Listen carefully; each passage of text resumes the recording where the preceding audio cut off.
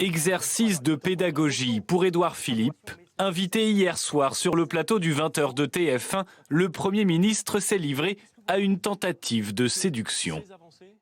Les Français, c'est quand même un peuple qui a un vrai bon sens. Et ils savent très bien qu'avec l'évolution de l'âge moyen, avec l'espérance de vie, avec tout ce qui se passe autour de nous, on doit, pour préserver notre système de pension, travailler un peu plus longtemps.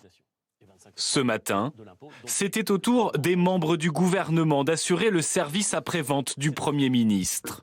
Près d'une dizaine de membres de la majorité présents en même temps sur les plateaux télé et radio. Premier mot d'ordre commun, le gouvernement est ouvert au dialogue.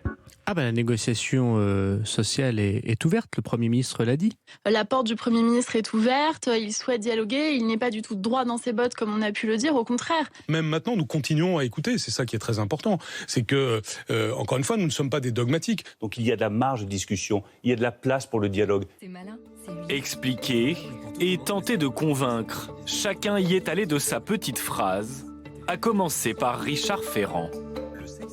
Non, ce que je vous dis, moi, c'est que je suis convaincu que cette réforme progressiste, qui est fondamentalement une réforme de gauche, sociale, j'ai envie de dire, une réforme de gauche, parce qu'elle crée véritablement une solidarité, parce qu'elle est plus redistributive, parce qu'elle prend en compte des personnes qui sont en situation précaire, qui ont des carrières hachées.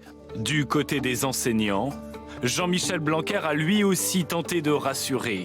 Quelle sera l'enveloppe du ministère de l'Éducation nationale concernant les revalorisations salariales promises?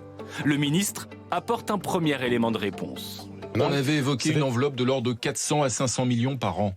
Ça, c'est un ordre de grandeur, mais ce serait une erreur de donner des premiers chiffres aujourd'hui, puisque précisément, ça doit résulter à la fois du dialogue social et des différents calculs que nous avons à faire. Mais on est dans ce type d'ordre de grandeur, ça c'est exact.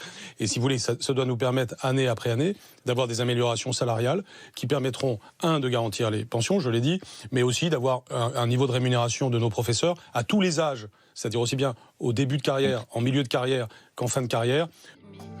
Marlène Schiappa, elle, est revenue sur les annonces concernant les femmes qui seraient, selon Édouard Philippe, les grandes gagnantes du nouveau système à points. Il y a un certain nombre d'informations qui me semblent très importantes, notamment pour les mères de famille. Ce qui est important, c'est que maintenant, dès le premier enfant, vous aurez vos 5% de majoration. Deuxième enfant, 10% de majoration. Quand vous êtes à la tête d'une famille nombreuse, vous aurez une surmajoration de 2% parce qu'on considère que les familles nombreuses font partie de la richesse humaine de ce pays. Finalement, le seul à ne pas avoir parlé retraite aujourd'hui, c'est le président de la République, en déplacement à Bruxelles. Je ne ferai aucun commentaire national, vous savez.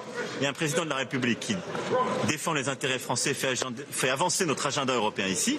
Il y a un gouvernement qui travaille à Paris, qui a fait une proposition et maintenant il y a une concertation qui doit se faire. Voilà. Merci à vous.